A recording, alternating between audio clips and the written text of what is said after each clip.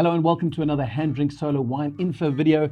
And on the HanDrinksSolo channel, we talk about wine science, wine history, controversial opinions, as well as some of the rising winemaking stars coming out of the dynamic South African wineland. Now, if this sounds like your sort of scene, then why not subscribe to the HanDrinksSolo YouTube channel, which releases 6 videos every single month. And if you'd like to taste wines instead of just hearing about them, then hop onto HanDrinksSolo.com and sign up for your own HanDrinksSolo monthly wine subscription, where we ship curated cases of wines across South Africa. But that aside, we are here today to discuss the Cape Collective Elgin Riesling 2021. Now, you may have noticed that the packaging on this wine is about as mysterious as it is removable. So in this video, I want to start out by talking a little bit about what Cape Collective is. Secondly, we're going to discuss the rather fluid and broad flavor spectrum of Riesling as a grape. And finally, we're going to explore what's in the glass so that we can put our theory to the test. Cape Collective is a partnership between wine distributor Dane Raath and award-winning designer Janneman Solms. But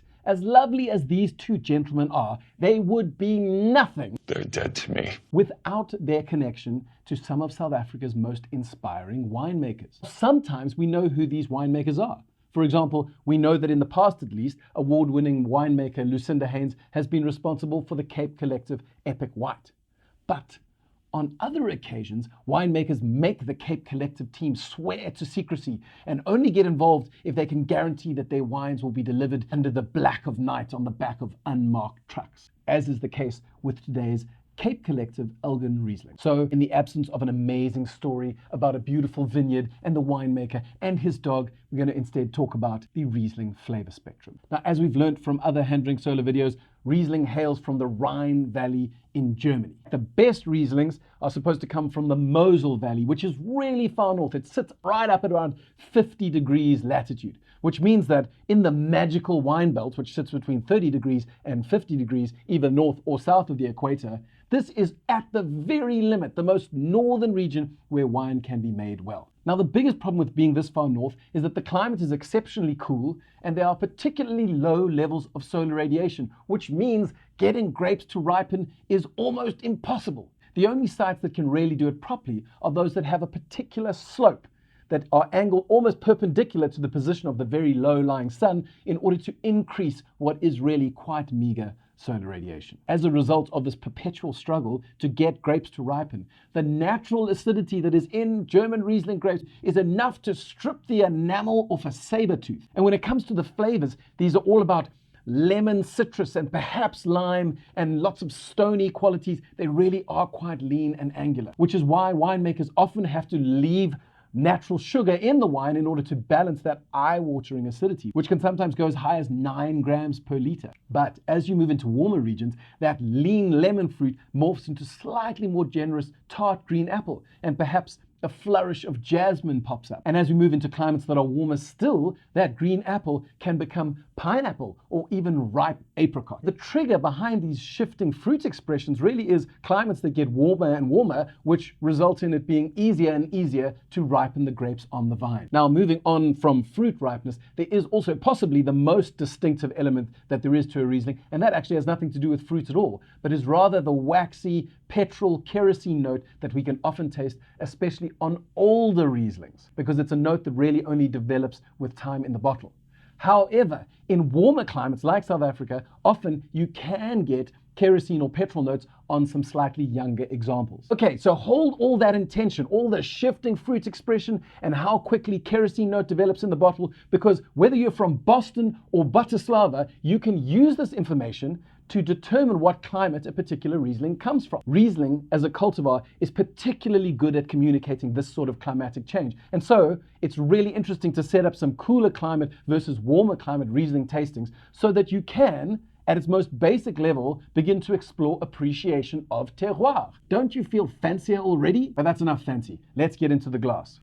As expected, the nose on this wine is more open than a Hollywood marriage. It's a lovely mix of homemade lemonade, some floral lemon blossom elements, and then what I'd call a peach candy bomb, which we used to get in those glass jars next to the till at your local convenience store. Of course, they were never individually wrapped because hygiene was a thing of the future. And then there is a non-fruit element, which is a sort of beeswax note and a hint of wild honey. So even though this is a 2021 which is about as young as it can get for a Riesling, there is certainly a something that is neither fruit nor herbs. It's not kerosene or petrol, but is in that sort of waxy, oily zone. So if we look at our flavor spectrum of cool climate through to warm climate, with the exception of the peach candy bomb that I mentioned, we seem to be leaning towards cool climate, which makes total sense because Elgin, with its moderate altitude and its cloud belt, is a rather cool place to grow vines. So let's take a sip and see if that follows through. Woo-wee! There's this green acid acidity that is like a stairway to heaven that just keeps on going up, and eventually you get altitude sickness and a blood nose, but in the best way possible. This is really exceptional.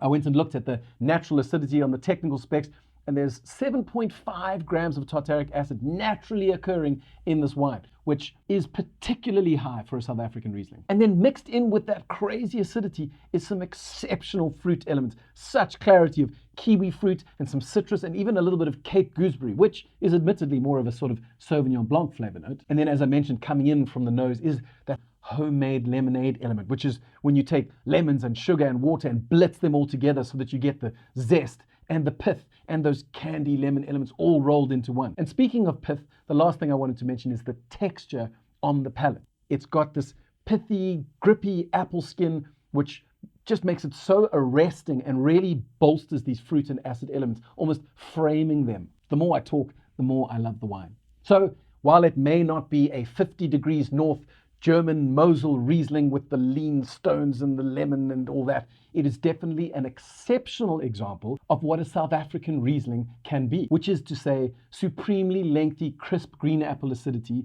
some dynamic floral flourishes, and a range of fruit expression that manages to showcase just a little bit of sunshine alongside all the laser light show acid elements. And if you want to know more about Elgin as a region, then go to HanDrinksSolo.com. Click on the Wine Info Videos tab, and in the search bar, type the word Elgin, and you should see a whole bunch of videos on the region pop up. Hopefully, these will sate your curiosity.